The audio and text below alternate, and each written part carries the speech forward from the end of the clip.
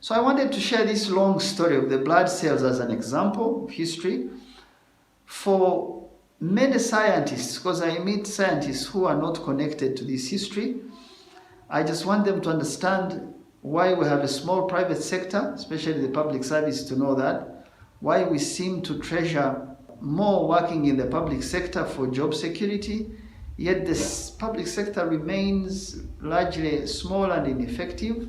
I also wanted to share this long background to explain why I see that we often major in narrow things such as tribe and religion, and we have less cooperation on things that matter. Why? Because politics is a response to culture, and culture itself is a byproduct of history. And how we are organized, mark that word, organized comes from organo, which is Greek for organ in your body, which is also the instrument that produces music. When we understand our history, we are often convicted to change our culture. At least that's my thought. So that was test number one, called blood cells, which I equated with history. The second test is that of the heart, which we call ECG. Now, ECG, we measure the ejection fraction of the heart, or the pumping force and capacity of the heart to the rest of the body. I equate it with the economy of the country.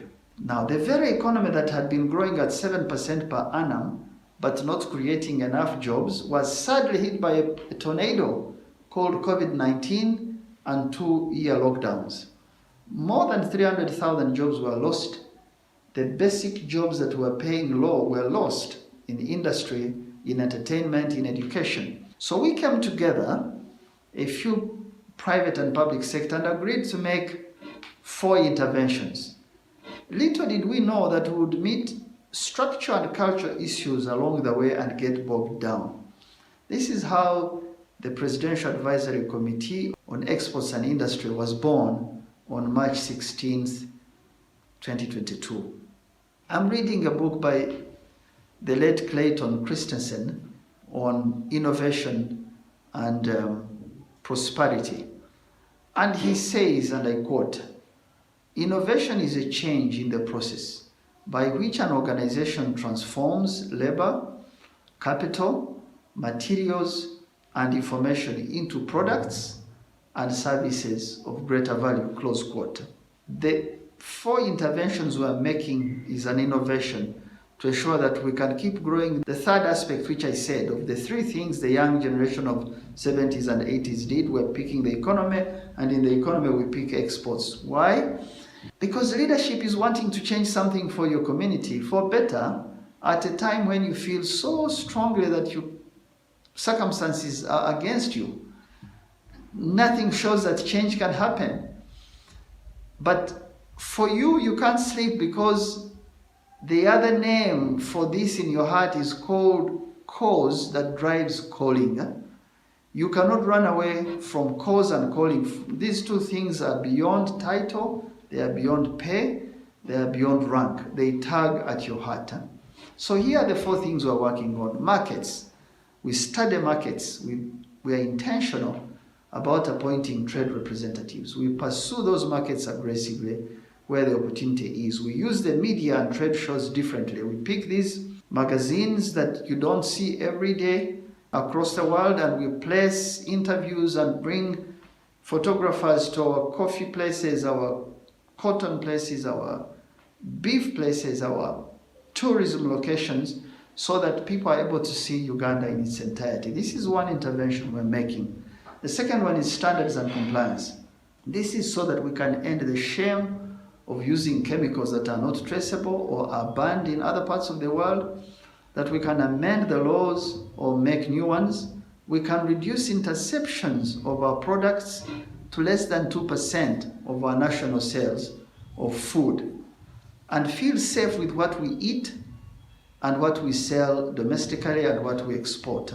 We're losing about $100 million in interceptions alone, and we're aiming at reducing those to less than 2%. The third one is infrastructure, because when you have a market, it demands standards and also infrastructure, and it demands that institutions grow and respond to the needs of the market, or you fail. So our laboratories, our vessels on the waters, our airlines, our cargo, our passenger planes, disease control, their size and capacity all must be progressively improved to respond to the market needs, or we won't be able to compete given the logistic charge Uganda carries, which is probably more than 30% of the price of our products when we're sailing out of the country, because we're a hinterland economy still with limited options on logistics and transport. The fourth one we're working on is export finance. So it doesn't matter how much the engine you build is, how strong it is. Without a regular electric charge, if you are using an electric vehicle or fossil fuels, without fuel you're stuck. So underwriting invoices of exporters is a breakthrough in attracting capital, building a base for weak farms and companies, giving a country some new means, providing working capital and helping businesses scale and compete at a global level. These interventions, by remaining consistent, our prayer is we hope to achieve $6 billion in the next 5 years, new money added onto our national accounts.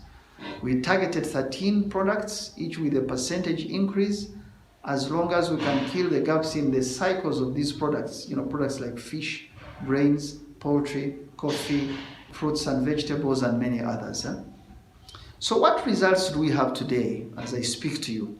We have commissioned, on 19th of April 2023, we commissioned what we call the Trade Frontier Fund, starting with $10 million the President put to the coffee sector. So we are matching this fund with the PSFU, which has some funds.